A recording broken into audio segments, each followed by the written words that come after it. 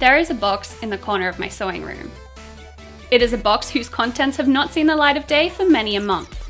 Many crafters will be familiar with this box, in all of its forms. There's the ever-growing amorphous lump that lies underneath your desk, the monster underneath your bed, the stuff you vacuum packed in a fit of organisation and stuffed into your garage in the hopes that you'd never have to deal with it again. This, my friends, is the unfinished sewing pile.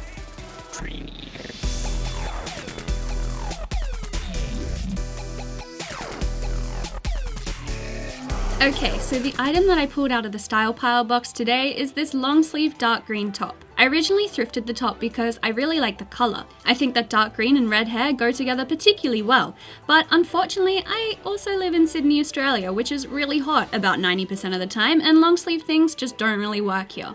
So I planned to make it tight fitting, short sleeved and cropped. The first thing that I did was to turn the top inside out and remove the arms by seam ripping the armhole threads. I did this using both a combination of small sharp scissors and a seam ripper to cut through the threads and remove the arms. Arms gone, now it was time to make the top a little more fitted. So with the top still inside out, I drew chalk lines about 1.5 inches away from the side seams on both sides, and I pinned the front and back fabrics together to hold them in place. The next step was to sew down both sides like this. Now, I'm using my overlocker to do this step because it's the most efficient, but if you don't have an overlocker, then you can replace all the overlocking steps that I do with a zig-zag stitch on a sewing machine. So, that gave me this. I tried it on to see how it fit. Now it's time to fix the sleeves. So to finish off the sleeves, I basically folded the raw edge underneath about 1 inch. With the top inside out, that looks like this. Then I sewed around the armhole like this. To give me the neatest possible hem around the armhole, I used my twin needle, which I talked about extensively in episode 4 if you want to learn more about that, and my walking foot attachment, to stop the stretchy material from getting that weird ruffle. I tried the top on again and noticed that I had a bit of fabric around the armhole which kind of stuck out in this unflattering way. To fix this, I decided to add darts. So to add darts to any item of clothing, you draw a triangle on like this at the place that you want to add the dart. It also helps to draw a straight line right down the middle of this triangle, separating it evenly into two, and then folding the material on this straight line. Then what you want to do next is to sew down the edge of the triangle like this. Now I just used a single jersey fabric needle for this dart, with a straight stitch. And I started at the wide edge of the triangle, and then when I got to the end, I cut the threads off so that they were long. And then I hand tied a knot in these threads to secure them, rather than back stitching. This technique will ensure that your dart is as neat as possible. Then, once the dart's sewn, you can cut off this excess material. And the dart looks like this, and I repeated this for both sides. Next, I decided that I wanted to replace this neckline, because I didn't like how thick the original neck binding was, and I wanted something a bit softer looking. So with some of the material from the sleeve, I cut out this rectangle that was about 5 by 6 inches. I also put it on over my head to make sure that the neck hole wouldn't be too tight. Success! Now, because I cut it out from the sleeve, it was already doubled over and sewn into a tube. So what I did next was to fold it in half lengthways like this, quarter it with pins,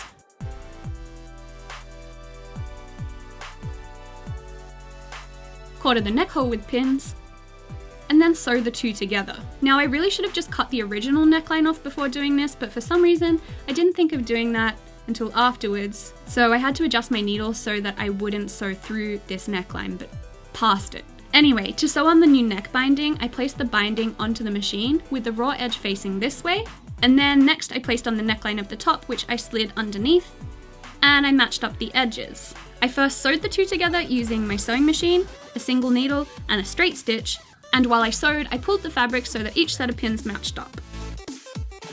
Again, because I was avoiding that thick neckline that I for some reason didn't cut off earlier, I had to set my needle really far to the left so that I would avoid it.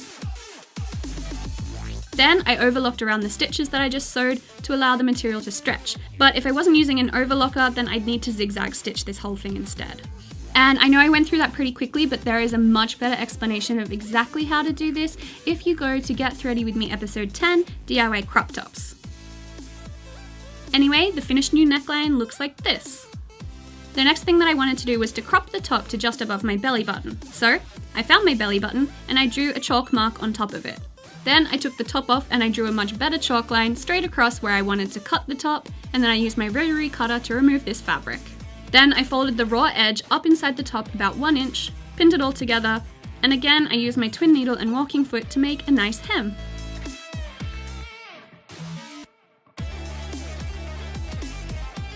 When I tried the top on again, I wasn't happy with this sag of the fabric here above my armholes. So I fixed this basically by removing this excess fabric. To do this, I turned the top inside out and sewed little triangles just below the shoulder seams here, like this. And then I cut off this excess fabric.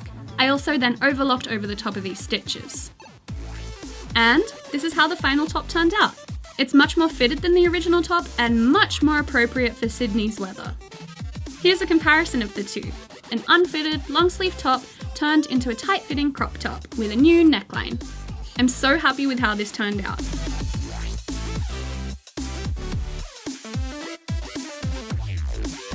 Also, here's the top worn together with two other items which are going to be featured in the next 2 Style Pile episodes. This cardigan and this skirt are both upcycled, refitted items. So, without giving away too much, I hope you're looking forward to these new episodes. Anyway, I hope you're all having a really great week, and I'll see you all in my next video. Bye! Thank you to all of my supporters on Patreon who helped to make this video possible. To become a Patreon supporter, go to patreon.com/AnnikaVictoria.